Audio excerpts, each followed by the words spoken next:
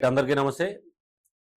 ఆంధ్రప్రదేశ్ రాష్ట్రాలకు సంబంధించినటువంటి assembly session నిన్న మొదలైంది. బడ్జెట్ సంబంధించిన అసెంబ్లీ సెషన్ ఏదైతే ఉందో అది నిన్న మొదలుపెట్టారు. నిన్న జగన్మోహన్ రెడ్డి గారు కూడా అసెంబ్లీకి రావడం జరిగింది. వచ్చిన 5 నిమిషాల్లోనే సంతకం పెట్టి అసెంబ్లీని వాకౌట్ చేసి వెళ్ళిపోవడం కూడా మనం అందరం చూసాం. అయితే ఏదైతే రాజ్యాంగ పద్ధతి ప్రకారంగా 60 రోజుల పాటు రెగ్యులర్‌గా ఒక ఎమ్మెల్యే రాకపోతే వితౌట్ నోటీస్, వితౌట్ ఇంటిమేషన్ ఒక ఎమ్మెల్యే రాకపోతే తన పైన అనర్హత వేటు వేయడానికి అవకాశం ఉంది అనే అంశాన్ని గతంలోనే ఆంధ్రప్రదేశ్ రాష్ట్రానికి సంబంధించినటువంటి డిప్యూటీ స్పీకర్ అయిన రఘురామరాజు గారు ప్రస్తావించడం జరిగింది. సరే ఆ పరిస్థితులు నెలకొని సీఎం ఎవరైతే మన మాజీ ముఖ్యమంత్రి అయినటువంటి జగన్మోహన్ రెడ్డి గారు ఉన్నారో కేవలం ప్రెజెంట్ వేసుకోవడం కోసం మాత్రమే వచ్చారు అనే అంశాన్ని నిన్న మార్నింగ్ నుంచి అరౌండ్ సాయంత్రం 3-4 గంటల వరకు కూడా ఈ ప్రస్తావనే జరుగుతూ ఉంది. ఎందుకనంటే వీళ్ళు వాకౌట్ చేసిన విధానం.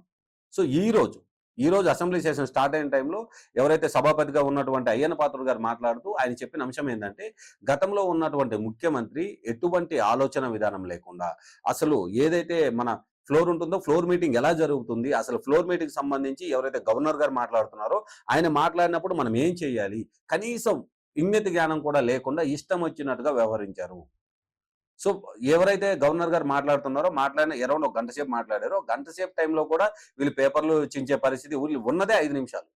ఈ 5 నిమిషాల్లో సంతకం పెట్టామా, ప్రెజెంట్ పడిందా, అసెంబ్లీకి వచ్చి కూర్చున్నామా, కూర్చున్న 5 నిమిషాల్లోనే 4 పేపర్లు చించారు, గవర్నర్ గారి మీద వేశారు, మేము వాకౌట్ చేస్తున్నామని చెప్పారు, బయటికి వెళ్ళిపోయారు. దీనికి సంబంధించి పర్టికులర్‌గా డిప్యూటీ సీఎం అయినటువంటి పవన్ కళ్యాణ్ గారు ప్రస్తావించారు. పవన్ కళ్యాణ్ గారు ప్రస్తావిస్తున్న అంశంలో ఒక 2 కోణాలు ఉన్నాయి. ఒకటి ఏంటి అనంటే, బయట దేశాల్లో ఏదైతే మన భారతదేశం కాకుండా ఇతర కంట్రీలో ఉన్నటువంటి లా గాని, అక్కడ సంబంధించినటువంటి సిస్టమ్స్ గాని వేరేలా ఉంటాయి. ఎందుకనంటే ఎవరైతే విపక్ష నేతగా ఉన్నటువంటి పార్టీలు గాని, వాటికి సంబంధించినటువంటి ఎమ్మెల్యేలు ఉంటారో వాళ్ళందరినీ అధికార పార్టీ అక్కడ ఎవరైతే ఉంటారో వాళ్ళ కిందకెళ్ళిపోతారు. సో ఇట్స్ ఒక రూల్ కింద ఉంది. సో మీకు అలా కాకుండా ప్రతిపక్ష హోదా కావాలి అని అనుకుంటే ఖచ్చితంగా 10% ఓటింగ్ అనేది మీకు జరగాలి. ప్రస్తుత పరిస్థితుల్లో ఏదైతే ఆంధ్రప్రదేశ్‌కి సంబంధించినటువంటి రాజకీయాల్లో సెకండ్ లార్జెస్ట్‌గా ఉన్న పార్టీ ఏదైనా ఉంది అంటే అది జనసేన మాత్రమే.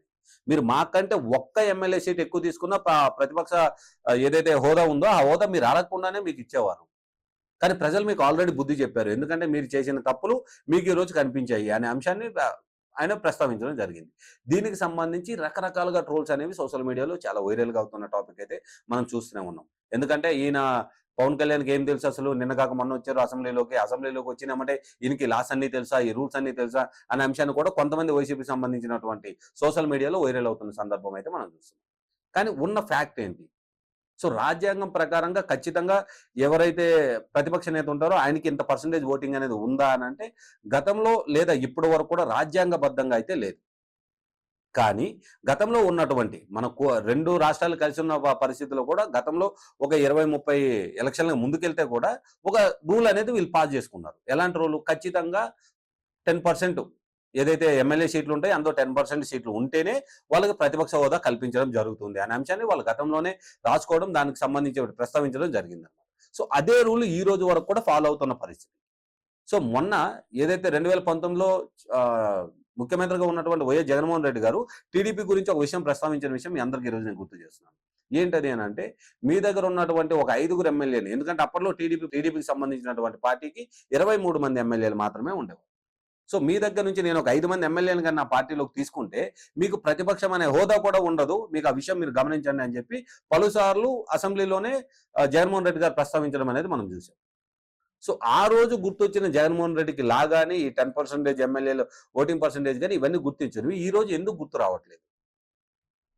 సో పవన్ కళ్యాణ్ గారు రాజకీయం మొత్తం నేర్చుకున్నారా, చేశారా, చేయలేదా అనే విషయాన్ని మీరు అసలు ఎలా అనుకుంటున్నారు? ఎందుకంటే మీరు వచ్చి 5 నిమిషాల పాటు మీరు ఎంతసేపు ఏం చెప్తున్నారంటే, మాకు ప్రతిపక్ష హోదా ఇస్తేనే మాకు కనీసం ఒక అరగంట సేపు మైక్ ఇస్తారు. సో మేము అరగంట సేపు ప్రజా సమస్యల గురించి మాట్లాడగలం అనేది మీరు ప్రస్తావిస్తున్న అంశం. కానీ ఒక ఎమ్మెల్యేగా మీరు ఆలోచించండి. ఒక ఎమ్మెల్యేగా ఆలోచించినప్పుడు మీకంటూ ఒక 5 నిమిషాలో 10 నిమిషాలో సంబంధించినటువంటి టాపిక్ మీద మీకు టైం ఇవ్వడం అయితే జరుగుతుంది. ఆ 5 నిమిషాల్లో మీరు ముందు ఏం ప్రస్తావించగలరో అది ప్రస్తావించండి. ప్రజల గురించి మాట్లాడగలరా? మాట్లాడండి. లేదా రాజకీయాల గురించి మాట్లాడతారా? మాట్లాడండి. లేదా గత ప్రభుత్వంలో మీరు ఎంతసేపు అయితే సింగిల్ ఎజెండా తోటి వ్యక్తిగత దూషణలకి మీరు పాల్పడడం జరిగింది కదా, ఇప్పుడు కూడా అలాంటి దూషణలే చేయబోతున్నారా? సో మీరు 5 నిమిషాల్లోనే మాట్లాడడానికి మీకు ఇబ్బందిగా ఉన్న పరిస్థితుల్లో 20 నిమిషాలు ఇస్తే మీరేం చేస్తారు? లేదా అరగంట ఇస్తే మీరేం చేయగలరు? సో నిన్న ఒక గవర్నర్ గారు మాట్లాడుతున్న సమయంలో మీరు మాజీ ముఖ్యమంత్రి అయి ఉన్నారు, ఆల్రెడీ పార్లమెంట్ ఫ్లోర్ లీడర్గా కూడా పనిచేసిన సమయం అయితే గతంలో మనం చూసిందే కదా. సో ఇలాంటి పరిస్థితుల్లో ఒక గవర్నర్ గారు మాట్లాడుతున్నప్పుడు ఎలా ఉండాలి, ఏం చేయాలి అనే అంశం కూడా కొంచెం కూడా ఆలోచించకుండా కేవలం 5 నిమిషాల్లోన అసెంబ్లీలోకి అడుగు పెట్టామా వెళ్ళిపోయామనే ధోరణిలోనే మిమ్మల్ని అందరూ చూశారు. మీరు కూడా అదే పని చేశారు. సో మీరు అనుకుంటున్నట్టుగా 60 రోజులు ఏదైతే రాజ్యాంగబద్ధంగా ఉందో 60 రోజులకు సంబంధించి నేను వెళ్ళాను, ప్రజెంట్ వేసుకున్నాను, నాకు ఇంకొక 60 రోజుల వరకు నాకు టైం దొరికింది అనే కోణంలో మీరు ఆలోచిస్తున్నారేమో. సో నిన్న ఈవినింగే ఈ అంశం మీద ఒక క్లారిటీ అయితే ఇచ్చారు. సో ఏదైతే నిన్న జరిగినటువంటి సెషన్ ఉందో అది నిన్న కాదు, ఈ రోజు నుండి స్టార్ట్ అవుతుంది. నిన్న కేవలము స్పెషల్ గెస్ట్ గా వచ్చినటువంటి గవర్నర్ గారికి సంబంధించే నిన్న ఉన్నటువంటి సెషన్ ఉంది. సో నిన్న మీరు ఏదైతే సంతకం పెట్టి అసెంబ్లీలో ఎంటర్ అయ్యారో దీన్ని కౌంట్ చేయబడదు అనే అంశాన్ని కూడా నిన్న ప్రస్తావించడం జరిగింది. మరి ఇప్పుడు జగన్మోహన్ రెడ్డి గారి పరిస్థితి ఎలా ఉండబోతుంది? సో ఖచ్చితంగా జగన్మోహన్ రెడ్డి గారికి ఈ ఎమ్మెల్యే అనర్హత వేటేసే అవకాశం కనిపిస్తుందా? జగన్మోహన్ రెడ్డి గారితో పాటు వాళ్ళ 11 మంది ఎమ్మెల్యేలను కూడా అదే పరిస్థితి కనిపిస్తుందా? సో ఇక్కడ ఇంకొక అంశం ఏది ఉందంటే, ఎవరైతే గతంలో శాసన మండలికి సంబంధించినటువంటి చైర్మన్ గా నియమించుకున్నారో అది జగన్మోహన్ రెడ్డి గారు నియమించిన వ్యక్తే ఇప్పుడు కూడా అక్కడ ఉన్న పరిస్థితి.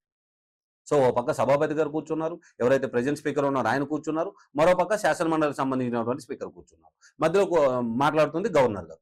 ఇలాంటి సమయంలో ఎవరైతే వైఎస్ఆర్సీపీ పార్టీ వాళ్ళు ఎన్నుకున్నటువంటి శాసన మండలి స్పీకర్ ఉన్నారో ఆయన మీద కూడా వీళ్ళు పేపర్లు చింపి వేసిన పరిస్థితి అయితే మనం నిన్న చూసాం. సో అంటే వాళ్ళు ఎన్నుకున్న వాళ్ళ మీద కూడా వాళ్ళు రెస్పెక్ట్ ఇచ్చే పరిస్థితి కనబడట్లేదు. సో సెంట్రల్ గవర్నమెంట్ పంపించినటువంటి గవర్నర్ గారిని చూసి కూడా రెస్పెక్ట్ ఇచ్చే పరిస్థితి కనిపించట్లేదు.